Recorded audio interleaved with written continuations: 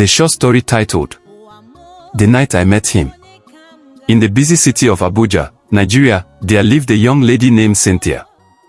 She was 25 years old, strikingly beautiful, and admired by many. Her body was her power, curvy, attractive, with full breasts that drew attention everywhere she went. Cynthia knew she was desirable, and she used it. She always dressed to seduce. Her short skirts, tight dresses, and bold collars made her the center of attraction in her compound. Neighbors whispered about her, but she didn't care. Men stared, women judged, and Cynthia walked with confidence, feeding on their attention.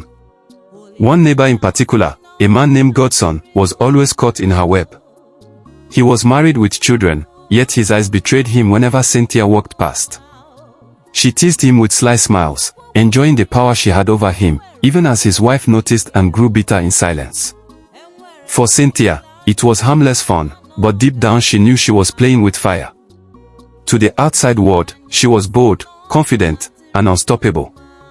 But when the doors closed and the lights went out, Cynthia's mask fell away. Alone in her room, she often cried herself to sleep.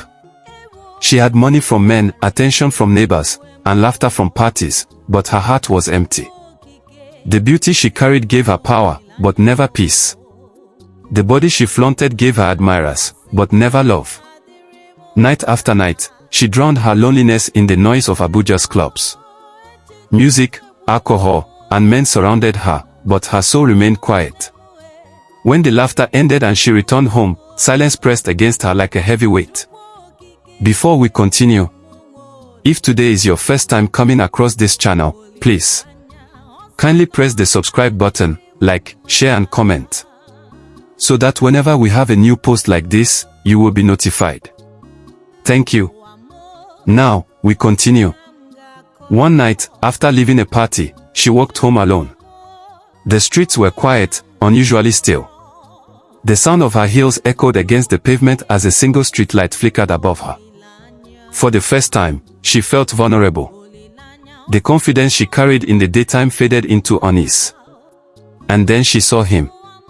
A man sat quietly by a closed shop, dressed in simple white. He looked ordinary at first, like a wanderer, but there was something different about him. Cynthia slowed her steps, her eyes drawn to his face. When he lifted his head and looked at her, she froze. His eyes pierced into her soul. They were gentle, yet so powerful that she felt completely exposed, not her body, but her heart. Cynthia, the man said softly. Her breath caught in her chest. She had never seen him before. How do you know my name? She whispered. He stood, calm and steady. Because I have always known you.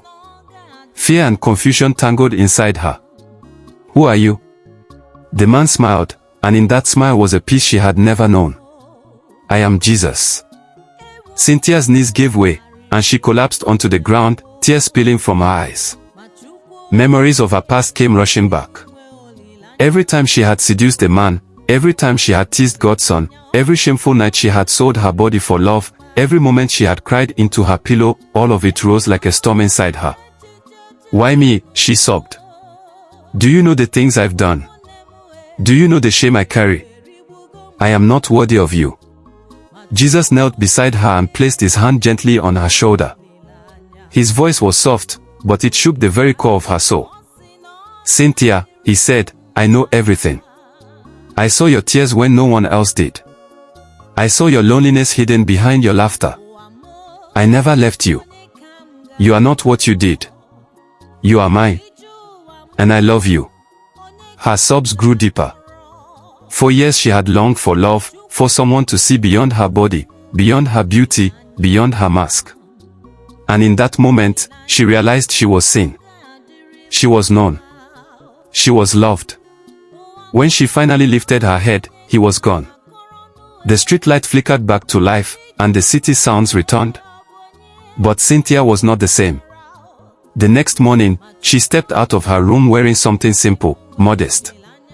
Her steps were calm, her smile gentle. The compound grew silent as neighbors watched. Godson looked at her once more, but this time his eyes quickly fell to the ground, ashamed. Something had changed. the woman he once desired no longer sought his attention. Her beauty was still there, but it carried a new power, a peace no man could give. That night had transformed her. It was the night Cynthia met Jesus.